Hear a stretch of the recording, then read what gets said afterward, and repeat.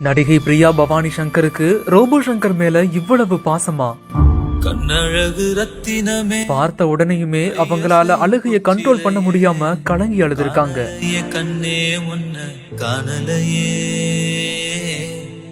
கையும் காலும் ஒன்ன எண்ணி ஓடலையே.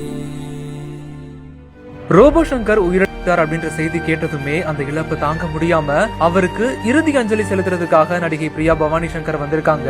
அப்போதான் அவருடைய பார்த்ததுமே அதை தாங்க முடியாம கண் கலங்கி அழுகக்கூடிய காட்சிகள்